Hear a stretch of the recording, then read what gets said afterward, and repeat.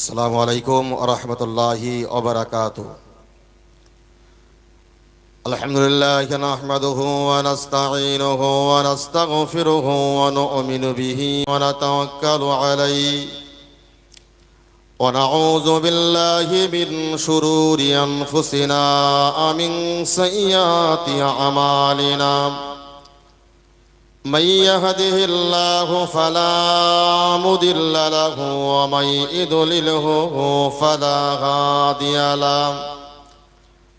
وأشهد أن لا إله إلا الله وحده لا شريك له. وأشهد أن محمدا عبده ورسوله. إن الله وملائكته يصلون على النبي يا أيها الذين آمنوا صلوا عليه وسلموا تسليما. اللهم صل على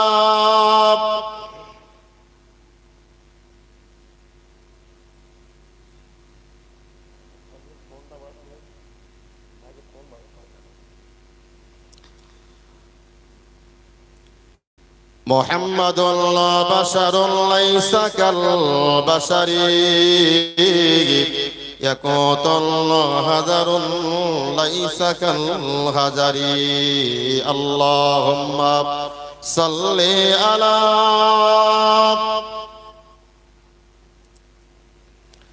وعلى آل سيدنا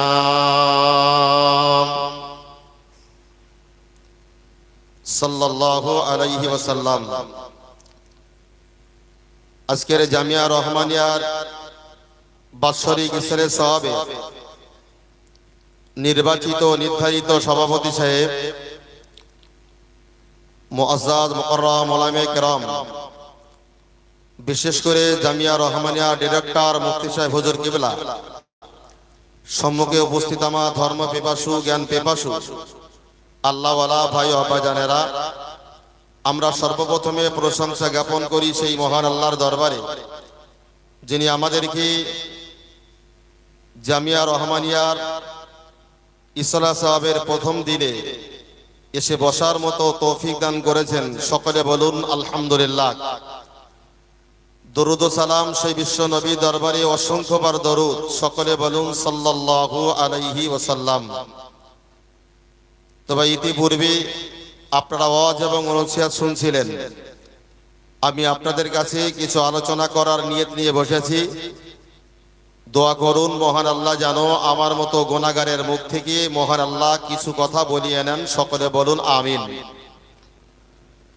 ভাই, ইতিপূর্বে বিদায়ী বক্তা ভাইয়ের কাছে কোরআনের গুরুত্ব সম্পর্কে, মৃত্যুর কথা কিছু তিনি আলোচনা করেছেন। আমিও তার পিছনে পিছনে কিছু কথা জুটছি, মাত্র কথাগুলো ভালো করে মাথায় রাখুন। আমরা যারা আজকের জামিয়া রহমানিয়ার ইসরে সাহাবের প্রথম দিনে এসে ওয়াজ এবং নসিহত শোনার জন্য যারা বসেছি, আমরা যারা এখানে বক্তা শ্রোতা যারাই আছি, আমরা কেউ জোর গলায় বলতে পারবো না যে আমি এখনো পর্যন্ত অনেক দিন বেঁচে থাকবো, বা জামিয়া রহমানিয়ার এখান থেকে আমরা বাড়ি পর্যন্ত যেতে পারবো, এ বলার সাহস আমাদের কারণ নাই। তার কারণ প্রত্যেকটা মানুষের মৃত্যু যখন তখন হতে পারে, এই বিশ্বাসটুকু আমাদেরকে রাখতে হবে। কোরআন শরীফের ভিতরে মহান আল্লাহ জানিয়েছেন, ফাইদা দাজালহুম লা ইস্তাখিরুনা সাআতাও ওয়া লা ইস্তাকদিমুন। যখন কোন মানুষের মৃত্যুর সময় ঘনিয়ে আসে, ওই মানুষের এক সেকেন্ড আগে এবং পরে তার মৃত্যু করানো হয় না, নির্দিষ্ট সময়ে তার মৃত্যু করানো হয়। এই বিশ্বাসটা যদি আপনার আমার ভিতরে থাকে, তাহলে ভাবতে হবে ওই মানুষটির ভিতরে ঈমান রয়েছে। এখন যদি ঘুরিয়ে যেখানে ওয়াজ নসিহত হোক না কেন, ইয়ং ভাইদেরকে যদি বলা হয় ভাই একটু নামাজ কালাম পড়লে হয় না, তা বলে আমি এখনো অনেকদিন বাঁচবো। বলে না বলে না? কথা বলেন। বলে। কিন্তু মৃত্যুর কোনো গ্যারান্টি আছে বাবু? নেই। যখন তখন মৃত্যুটা হয়ে যাবে। আল্লাহর হুকুম যখন হবে, হয়তো এখানেই মৃত্যু হতে পারে, রাস্তায় হতে পারে, বাড়িতে হতে পারে, মসজিদে হতে পারে। মৃত্যুর কোনো সিরিয়াল নেই। আসার একটা সিরিয়াল আছে, যাবার কি কোনো সিরিয়াল আছে বাবু? সিরিয়াল নেই। তাই কোরআন বলছে কারো সময় দেওয়া হবে না। আমার ভাইরা ভালো করে মাথায় রাখুন, আমার আল্লাহ রাব্বুল আলামিন কোরআন শরীফের অপর জায়গাতে জানিয়ে দিলেন, আইনামা তাকুনু ইদরাকুমুল মাউতু ওয়ালাউ কুনতুম ফি বুরুজিম মুশাইয়াদা। আমার আল্লাহ বললেন বান্দা শুনে রেখে দাও, যদি তোমরা মৃত্যুর ভয়ে সদর অট্টালিকায় পলায়ন করো না, তোমরা সদর অট্টালিকায় পলায়ন করো, ও বান্দা তোমরা বাঁচতে পারবে না। যদিও তোমরা সদর অট্টালিকায় পলায়ন করো, সেখান থেকেও তোমার মৃত্যুটা করিয়ে দেওয়া হবে। আমি এখানে যদি থাকি মৃত্যু আমার হবে। যদি মনে করি আমার 24 পরগনায় থাকলে, বসিরহাট এলাকায় থাকলে আমার মৃত্যু হতে পারে, আমি ইংল্যান্ডে আমেরিকায় চলে যাব, হয়তো বা সেখানে আমার মৃত্যু হবে না, এরকম কোন শরীয়তের দলিল আছে বলে মনে হয়? নেই। তাহলে মৃত্যু যখন তখন। চলুন একটা কথা আমি আপনাদেরকে শোনাই ভাই। একজন আল্লাহর খুব জবরদস্তি ওলি, নাম হলো ফুজাইল ইবনে আয়াদ রাহমাতুল্লাহ আলাইহি। হুজুর তার জীবনের ইতিহাস হলো, তিনি একজন ছিলেন ডাকাত, তিনি একজন গুন্ডা। তার প্রথম জীবনে তিনি মনে মনে চিন্তা করলেন, জীবনে কখনো আর চোরে যারে গুন্ডামি করব না, আমি পীরের হাতে মুরিদ হয়ে ভালো ভালো কথা সবক নিয়ে আমি এবার ভালো হব। তো ওনার পীরের নাম হলো আল্লামা ওয়াহিদ রহমাতুল্লাহ আলাইহি। জোরে বলুন সুবহানাল্লাহ। তো উনি চলে গেলেন পীর সাহেবের কাছে।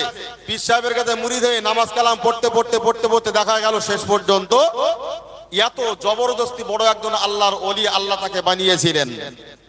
তো ফুজাইল ইবনে আয়াদ রাহমাতুল্লাহ আলাইহির হাতে আরেকজন যুবক ছেলে বলছে, আমি আর কখনো নামাজ কাজা করব না, আমি আর কখনো মিথ্যা কথা বলবো না, আমি আর কখনো ভুল রাস্তায় চলবো না, ইত্যাদি ইত্যাদি।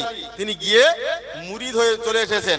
আমরা যারা এর আগে বিভিন্ন জায়গায় যেতাম, তো উনি মুরিদ হয়ে চলে এসেছেন। সেখান থেকে নামাজ কালাম পড়তে পড়তে খুব অল্প বয়সেই সেখান থেকে, যেখান থেকে মুরিদ হইতে, সেখান থেকে আর কখনো তাহাজ্জুদের নামাজ কাজা করেন না। একবার জোরে বলেন, আর একটু জোরে বলেন। আর আমাদের ঘুমিয়ে ঘুমিয়ে কত রক্ত যাচ্ছে ভেবেছি একবারও?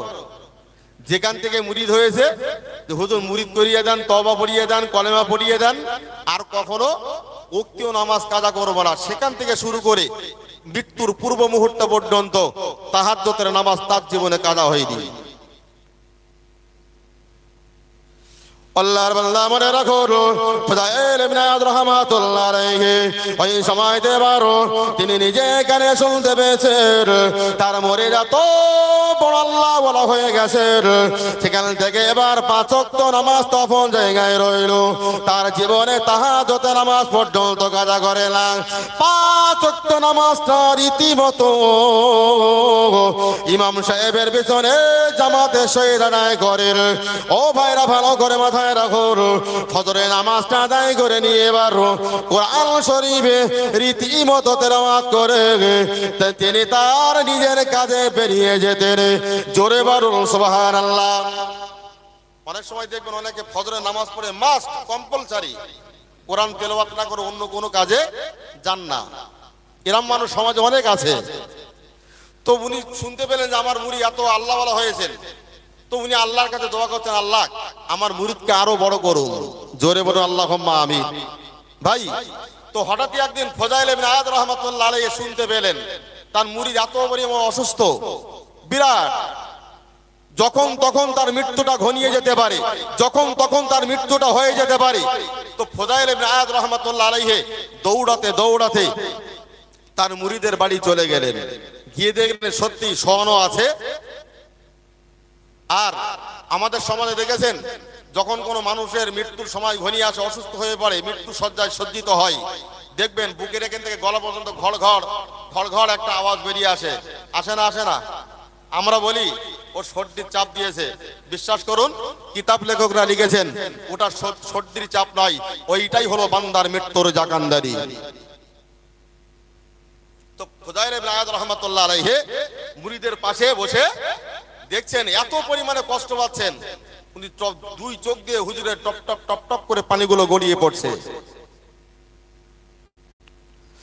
আমার ভাইরা ভালো করে মাথায় রাখুন, ওই সময়তে ফুদাইল ইবনে আয়াদ রাহমাতুল্লাহ আলাইহি হুজুরের আল্লাহর নবী দো জানে বাচ্চা হাবিবুল্লাহ জনাবে মুহাম্মদুর রাসূলুল্লাহ সাল্লাল্লাহু আলাইহি ওয়াসাল্লামের একটা হাদিসের কথা স্মরণে এসেছে। মিশকাত শরীফের ভিতরে পরিষ্কার করে বলা হয়েছে, এই মিশকাত শরীফের ভিতরে যে স্পষ্ট করে জানিয়ে দেওয়া হয়েছে, ইকরাউ সূরাতু ইয়াসিন আলা মাউতাকুম আও কামা ক্বালা আলাইহিস সালাতু ওয়াসসালাম, তোমরা ওই মমুষ্য ব্যক্তির পাশে বসে বসে আল্লাহর পাক কালাম কোরআন শরীফের ওই সূরা ইয়াসিন শরীফটা তোমরা তেলাওয়াত করো। মহান আল্লাহ তাআলা ইচ্ছা হলে ওই কোরআন শরীফটা পড়ার বরকতে তার মৃত্যুর জাকালদানিকে আল্লাহ হালকা করে দেবেন। জোরে বলুন সুবহানাল্লাহ। ওই জন্য দেখেছেন আমাদের সমাজে মুমূর্ষ ব্যক্তির পাশে বলা হয় যে কোরআন পড়তে পারে একটু কোরআন শরীফ তেলাওয়াত করো। বলি না? বলি না? সূরা ইয়াসিন শরীফ, ইকরাউ সূরাত ইয়াসিন আলা মাউতাকুম, তুমি কোরআন শরীফ তার পাশে তেলাওয়াত করো। ওই শুনতে শুনতে যদি তার মৃত্যুটা হয়ে যায়, মৃত্যুটা সহজ হবে, মৃত্যুর জাকানদানি কষ্টটা তার জীবনে কম হবে। আল্লাহর বান্দা মনে রাখুন, ফুদাইল ইবনে আয়াদ রাহমাতুল্লাহ আলাইহি ওই সময়তে আল্লাহর পাক কালাম কোরআন শরীফের ওই সূরা ইয়াসিন শরীফটা তেলাওয়াত করতে শুরু করলেন। ইয়াসিন ওয়াল কুরআনিল হাকীম, এমন করে করে কোরআন শরীফ আয়াতগুলো পরস্পর যখন তেলাওয়াত করতে শুরু করলেন, তারা মনে এক কথাই বলে দিলেন, হুজুর আপনি কোরআন শরীফ ইয়াসিন শরীফ পড়বেন না, আমিও কোরআন শরীফ শুনতে পারবো না।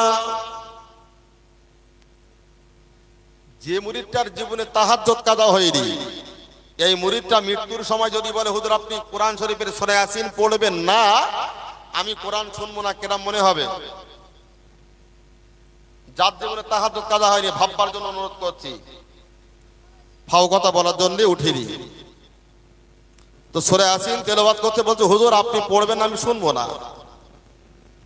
ফুদাইল ইবনে আয়াদ রাহমাতুল্লাহ আলাইহি কোরআন পড়াটা স্টপ করে দিলেন, বন্ধ করে দিলেন। কিছুক্ষণ পরে রাসূল করিম সাল্লাল্লাহু আলাইহি ওয়াসাল্লামের আরেকটা হাদিসের কথা হুজুরের স্মরণে এলো। আল্লাহ নবী আমার তো জানে বাচ্চা হাবিবুল্লাহ জনাবে মুহাম্মদুর রাসূলুল্লাহ সাল্লাল্লাহু আলাইহি ওয়াসাল্লাম হাদিস শরীফের ভিতরে জানিয়েছেন, লাকিনু আলা মাউতাকুম লা ইলাহা ইল্লাল্লাহ। আল্লাহ নবী আমার বলেন, তোমরা মমুষ্য ব্যক্তির মাথার কাছে তোমরা কলেমা শরীফটা তালকিন করতে থাকো, ওই মমুষ্য ব্যক্তিকে জানো ওই কলেমা শরীফটা পড়তে বলবে না। আমাদের সমাজে বলে একটু কানে কলেমা দাও, কানে কলেমা দাও, বলি না? বলি না? কথা বলুন। বলি। তো রাসূল বলছেন ওর মাথার কাছে জোরে জোরে কলেমা শরীফটা পড়ো, পড়তে বলো না, তুমি নিজে নিজে জোরে জোরে পড়ো। ওর ইচ্ছা হলে যদি একবার মৃত্যুর কষ্টে যদি কলেমাটা পড়ে ইন্তেকাল করতে পারে, অন্তত ঈমানটুকু নিয়ে মরতে পারবে। জোরে বলুন। আর যদি কলেমা নসিব না হয় তাহলে বেঈমান অবস্থায় মারা হবে, ইন্তেকাল করবে। তো ফুদাইল ইবনে আয়াদ রাহমাতুল্লাহ আলাইহি রাসূল করিম সাল্লাল্লাহু আলাইহি ওয়াসাল্লামের এই হাদিসটি তখন জোরে জোরে পড়তে শুরু করলেন। আল্লাহর বান্দা মনে রাখুন, ফুদাইল ইবনে আয়াদ রাহমাতুল্লাহ আলাইহি ওই হাদিসটি যখন জোরে জোরে এই হাদিসটি স্মরণ করে যখন কলেমা শরীফটা যেই না জোরে জোরে তেলাওয়াত করতে শুরু করলেন, তার মুরিদরা কথাই বলে দিলেন, হুজুর আপনিও কলেমা শরীফ পড়বেন না, আমিও কলেমা শরীফটা পড়তে পারবো না। দুঃখের বিষয় হলো তার মুরিদ কলেমা পড়তে যখন জোরে জোরে পড়তে শুরু করলেন, তার মুরিদ বলেন হুজুর আপনিও কলেমা পড়বেন না, আমিও কলেমা শরীফটা শুনতে পারবো না। যেই শুনতে পারবো না বলে দিলেন, সঙ্গে সঙ্গে তার ইন্তেকালটা হয়ে গেল। ফুদাইল ইবনে আয়াদ রাহমাতুল্লাহ আলাইহি কলেমা শরীফটা যেই জোরে জোরে তেলাওয়াত করছেন, তার মুরিদ বলতে হুজুর আপনি পড়বেন আমি শুনবো না। যেই শুনবো না বলেছে ওই অবস্থায় তার মৃত্যুটা হয়ে গেল। এবার আপনারাই বলুন, কলেমা পড়তে শুনবো না, পড়বো না, এমন কথাই যদি বলেই ইন্তেকাল করে, ওই মানুষটি কি ঈমান অবস্থায় গেল না বেঈমান অবস্থায় গেল? বেঈমান তো, কলেমা তো নসিব হয়নি ওরে। ফুদাইল ইবনে আয়াদ রাহমাতুল্লাহ আলাইহি যেই ওই অবস্থায় ইন্তেকালটা হয়ে গেল, হুজুর তখন বাচ্চা ছেলের মতো ডুগরে কেঁদে উঠেছেন। তাই রে, আমার এত বড় মুরিদ যার জীবনে তাহাজ্জুদ কাজা হয়নি, উক্ত নামাজ কাজা হয়নি, দান সদকা করেন, সবকিছু করে, হজ পর্যন্ত করে এসেছে, এমন একটা সুদক্ষ ছেলে আজকে কি সত্যি কি মৃত্যুর সময় সেই বেঈমান অবস্থায় মারা গেল? চিন্তা করছেন। তার জীবনীতে বলা আছে ফুদাইল ইবনে আয়াদ রাহমাতুল্লাহ আলাইহি তিনি বাচ্চা ছেলের মতন ডুগরে কাঁদতে কাঁদতে নিজের বাড়ির দিকে চলে গেলেন। বাড়ির পাঁচিলের দরজা জানালা সবগুলো বন্ধ করে দিয়ে 40 থেকে 42 দিন তার নিজের ঘর থেকে আর বাইর হননি। একবার জোরে বলুন, শুধু নামাজ পড়ে নামাজের পাটি পেতে দোকানে হাত তুলে তুলে আল্লাহর কাছে কাঁদেন। আমরা কতবার কেঁদেছি নিজের গুনার জন্য, কাঁদতে পারিনি। আল্লাহর বান্দা মনে রাখো, ফুদাইল ইবনে আয়াদ রাহমাতুল্লাহ আলাইহি ওই নামাজের পাটিটা পেতে মহান আল্লাহর কাছে দোয়া করে, রে ও রব্বুল আলামিন, আমার এত বড় মুরিদ যার জীবনে তাহাজ্জুদের নামাজ পর্যন্ত কাজা করতে না, যার জীবনে তাহাজ্জুদের নামাজ হতো না, কাজা পর্যন্ত করতো না, ও রব্বুল আলামিন হজ পর্যন্ত করে এসেছে, আমার এত বড় মুরিদ সত্যি আল্লাহ বেঈমান অবস্থায় মারা গেল। এমন করে করে মহান আল্লাহর কাছে কাঁদে, মহান আল্লাহর কাছে কেঁদে হুজুর পাকে চোখের পানিগুলো ঝরিয়ে ফেলে। কোন একদিন হুজুর তিনি না তাহাজ্জুদের নামাজটা পড়ে নিয়ে এবার দুকান হাত আল্লাহর কাছে উঠিয়েছেন। ওই দুকান হাত আল্লাহর কাছে ওঠানোর পরে এবার মহান আল্লাহর কাছে কাঁদতে কাঁদতে ফুদাইল ইবনে আয়াদ রাহমাতুল্লাহ আলাইহি তিনি ওই নামাজের পাটিতে ঘুমিয়ে পড়েছে। জোরে বলুন সুবহানাল্লাহ। ভাই নবী রাসূল পীর ওলি যারা, এদের ঘুম আর আমাদের ঘুম কি এক হবে বাবু? এক নয়। তাদের চোখটা ঘুমায়, অন্তরটা জেগে থাকে আমাদের, আর আমরা যখন ঘুমাই আমাদের চোখ পাশপাতি যা আছে সব ঘুমায়। তো ঘুমিয়ে পড়েছেন, ঘুমিয়ে ঘুমিয়ে স্বপ্ন দেখছেন। অলিদেরকে আল্লাহ স্বপ্ন দেখাচ্ছেন। কি স্বপ্ন? যে মুরিদটাকে কলেমা শোনাচ্ছিলেন হুজুর, ওই মুরিদটিকে আল্লাহর গজবের ফেরেশতারা টেনে টেনে টেনে টেনে জাহান্নামের দিকে নিয়ে যাচ্ছেন। তো হুজুর সামনে গিয়ে দাঁড়ালেন, আমি আমার মুরিদের সঙ্গে একটু কথা বলতে চাই। আল্লাহ সুযোগ করে দিলেন। প্রশ্ন করছেন তার মুরিদকে, বাবা ছেলে, আমি যখন প্রথমবার তোমার কাছে কোরআন শরীফ তেলাওয়াত করছিলাম, সূরা ইয়াসিন শরীফ, তুমি বলেছিলে হুজুর আপনি কোরআন শরীফ পড়বেন না, আমি শুনবো না, আমি বন্ধ করেছিলাম। দ্বিতীয়বারে যখন তোমার মাথার কাছে আমি কলেমা শরীফটা জোরে জোরে তালকিন করছিলাম, তখন তুমি বলেছিলে হুজুর আপনি যতই পড়েন আমি পড়বো না, আমি শুনবো না। সেই অবস্থা তোমার মৃত্যুটা হয়ে গেল। ছেলে, সত্যি কি তুমি বেঈমান অবস্থায় মারা গেছো? তো মুরিদ এক কথা ডাকছে, বলে দেন হ্যাঁ হুজুর, হ্যাঁ আমি বেঈমান অবস্থায় মারা গেছি। বলে কেন? তোমার জীবনে তাহাজ্জুদ কাজা হয়নি, হজ করেছো, তাসবিহ তেলাওয়াত করো, কোরআন তেলাওয়াত করো, দান সদকা করো, সবকিছু করেছো, তা তুমি বেঈমান অবস্থায় মারা গেলে কেন? তা বলছে হুজুর বেয়াদবি নেবেন না, আমার জীবনে বড় 3টে মারাত্মক রোগ ছিল। পৃথিবীর সবাই ভাবতো আমি বড় আল্লাহওয়ালা, আমি বড় সুফি মানুষ। সবাই ভাবতো লম্বা দাড়ি, লম্বা জামা, লম্বা টুপি পরে ঘুরতাম, সবাই আমাকে পীর বলে সম্বোধন করতো, সম্মান করতো। কিন্তু হুজুর আমার ভিতরে মারাত্মক 3টে রোগের কারণে আমি বেঈমান অবস্থায় মারা গেছি। ভাই খালি এমন এমন বর্তমান জমানাতে এরকম ক্যাটাগরির মানুষ আছে না নেই? বলেন বলেন। ইতিহাসে মুফতি আব্দুল মাতিন সাহেব হুজুর বলছিলেন যে কেউ বলে আমার নামে দরুদ পড়ো, কেউ বলে আমি অমুক তমুক। তাহলে এরকম ক্যাটাগরির মানুষ পৃথিবীতে নেই, ভরি ভরি। বিশ্বাস করেন, এই জন্য আমাদেরকে সচেতন হতে হবে, তা না হলে কপালে কিন্তু খুব মুসিবত আছে। তো হুজুর যখন প্রশ্ন করছেন, হুজুর তিনটে মারাত্মক রোগ ছিল, পৃথিবীর কোনো মানুষ জানে না, একমাত্র আমি আর আল্লাহ ছাড়া কেউ জানে না। তো বলে কি? তো বলছে হুজুর, আমি মসজিদ থেকে নামাজ পড়ে বেরিয়ে এসেই একটা মুসলমান আর একটা মুসলমানের প্রতি অহংকার বশত হিংসা পোষণ করতাম। এটাই হলো আমার জন্য প্রথম নাম্বার বেঈমান হওয়ার মরার কারণ হয়ে দাঁড়িয়েছে। ভাই তাহলে এই যে কথাটি আমি আপনাদের কাছে বললাম, তাহলে এই বর্তমানে এরকম হিংসা আমাদের আছে না নেই? এরকম আছে, কিন্তু হিংসাটা আমাদের ছাড়তে হবে। আল্লাহর বান্দা মনে রাখো, ফুজাইল ইবনে আদ রাহমাতুল্লাহ আলাইহি ওই সময়টা প্রশ্ন করার পরে তার মরিদা কোথায় বলে দিলেন, হুজুর আমার প্রথম নম্বরে হিংসা পোষণ করতাম বটে, আমি অহংকার বশত হিংসা করতাম।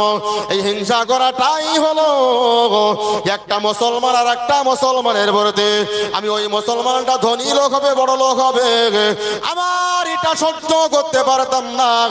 তাই আমি হিংসা করে করে তার অর্থটাকে কি করে ধ্বংস করে দেওয়া যায়। হুজুর প্রথম নম্বরে বেঈমান হয়ে মরার কারণ আমার এটাই হয়ে দাঁড়িয়েছে। নাম্বার এক মনে রাখুন, এখনো দুটো বাকি আছে বলছি, চলুন ভাই। দেখবেন যারা চাষি মানুষ মাঠে যখন নাঙল চালাতে যায়, জমিন চাষ করতে যায়, ওই নাঙলের মাথায় এমন একটা লোহা থাকে, লোহা, ওকে সমস্ত দিকের ভাষায় ওকে বলা হয় ফাল, ঠিক না বল? তো নাঙল চাষ করতে করতে একটা কুদরতি পাথর কুড়িয়ে পেলেন, তার আগে বলে রাখি গল্পে বলো গরু গাছে ওঠে বলো, ইতিহাস সত্য হয়, গল্প মিথ্যা হয়, গল্প কখনো সত্য হয় না। তো উনি হাল চাষ করতে করতে কুদরতি একটা পাথর কুড়িয়ে পেলেন, তো পানি দিয়ে ধৌত করে হাতের তালুর উপরে রাখার পরে দেখতে পেলেন যে পাথরটা চকচক চকচক করছে, মনে হয় হীরের মতো চকচক করছে। তো উনি পাথরের হাতের তালুর উপরে রেখে একটা ঘর্ষণ দিয়েছেন, যেই ঘর্ষণ দিয়েছে দৈত্য বেরিয়ে এসেছে। দৈত্য বেরিয়ে আসে, এই দৈত্য বলছে, বলেন মালিক কি করতে পারবে? কি করতে পারি জানো না? এই লোকের কাজ না করলে আমার খাওয়া হয় না, একটু আমার টাকা পয়সা দাও। তারপরে ঠিক আছে দেবো, অসুবিধা নেই। তো দিতে পারি, সত্য আছে বলো। বলে কি? বলে আমি আপনাকে, আপনি পাথর পেয়েছেন, আপনাকে আমি 100 টাকা যদি দেই, তাহলে পাড়া প্রতিবেশী যারা আছে ওদের 200 টাকা দেওয়া লাগবে, তাহলে ও লাভ না লস? বলেন বলেন। হ্যাঁ, তো বলতে থাক দরকার নেই। ও মানুষ পাথর নিয়ে বলে থাক দরকার নেই, নিয়ে নাঙ্গল গরু মাঠে রেখে দৌড়াচ্ছে বাড়ি। বাড়ি গিন্নিরে ডেকে বলতে, শোনো এই কথা যেন কারোর বলো না, এইরকম যদি পাথর পেয়ে ঘরের মধ্যে রেখে দাও, কারোর জন্য বলো না। এখন আমাদের সমাজ দ্বারা এরকম ক্যাটাগরির কিছু মা বোনেরা আছে, যেটা নিষেধ করবো সেটা বেশি করি। তো উনি রেখে আমার মাঠে চলে গেছে। এখন ওই গিন্নি তখন মনে মনে ভাবছে, তাই তো বললো, তো কিছু জন করে দেখে দিন ব্যাপারটা কি। এখন ও পাথর নিয়ে বাইরে এসে হাতে তালুর উপরে রেখে ও মেরেছে এক ঘর্ষণ। আবার দৈত্য বেরিয়ে এসেছে, দৈত্য বেরিয়ে এসেই বলছে, বলেন মালিক কি করতে পারে? বলে কি করতে পারি জানো না? 18 বছর সংসার করছে আমার এই স্বামীর, পাকা বাড়ি করতে পারি, এটা পাকা বাড়ি করে দাও। তো বলে এই গিন্নি কিন্তু 100 টাকা 200 টাকার ব্যাপার জানে না বলো। এখন মোটামুটি বলে ঠিক আছে, আর একতলা পাকা বাড়ি তৈরি করে দিয়েছে ওরে। দেওয়ার পরে চতুর্দিকে তাকিয়ে দেখো দোতলা পাকা বাড়ি হয়ে গেছে। বাড়ির মালিক, খুব সংক্ষিপ্ত বলছি, বাড়ির মালিক এসে নিজের বাড়ি আর খুঁজে পাচ্ছে না, খুব কষ্ট করে খুঁজে বলবে, কি সর্বনাশ করেছো? এই সর্বনাশ কে করে? শিগগির পাথর দাও। পাথর দেওয়া হলো। ওই মালিক এবার হাতের তালুর উপরে নিয়ে আবার মেরেছে একটা ঘর্ষণ। যেই ঘর্ষণ দিয়েছে দৈত্য বেরিয়ে এসেছে। দৈত্য বেরিয়ে এসে বলছে, বলেন মালিক কি করতে হবে? বলে কি করতে হবে না জানো না? আমার 100 কানা করে দাও। কথা বোঝা গেছে বাবু? তার মানে আমি কষ্ট করে পাথর পেয়ে যদি আমার 100 টাকা দাও, আর যারা কষ্ট করেনি ওদের যদি 200 টাকা দাও, তাহলে আমার যদি 1 চক্কানা হয়, পাড়া প্রতিবেশী সব 2 চক্কানা হবে। কিছু করি খাতে পারবো, আমি একা করি খাবো। হিংসা বুঝতে পারছেন তো? আল্লাহর বান্দা মনে রাখো, আমি আপনাদেরকে কথা বলবো না, শুধু বোঝানোর জন্য হিংসা কত খারাপ জিনিস দেখো। এই জন্য বললেন হুজুর আমার প্রথম নম্বরে বেঈমান হয়ে মরা মরার কারণ হলো একটা মুসলমানের প্রতিহিংসা ফসল করা। এটাই হলো আমার প্রথম নম্বরে বেঈমান হয়ে মরার কারণ হয়ে দাঁড়িয়েছে। আল্লাহ বান্দা মনে রাখো, তো এই সময়তে ফুদাইল ইবনে আয়াদ রাহমাতুল্লাহ আলাইহি তারপরে বললেন বাবা ছেলে, তারপরে দ্বিতীয় নম্বর বেঈমান হয়ে মরার কারণটাকে একটু বলবে। বলছো হুজুর আমি মসজিদ থেকে নামাজ পড়ে বেরিয়েছি, সময় শেষ ভাই, আর বাড়াবো না, অনেক বক্তা পিছনে বসে আছে, সবার ওয়াজ নসিহত আমাদের শুনতে হবে, আমরা তো প্রতি বছরই বলি না। যাই হোক, খুব দুই এক কথাই বলে দিচ্ছি। দ্বিতীয় নম্বরে তার খারাপ স্বভাবটা হলো চগলখড়ি করা।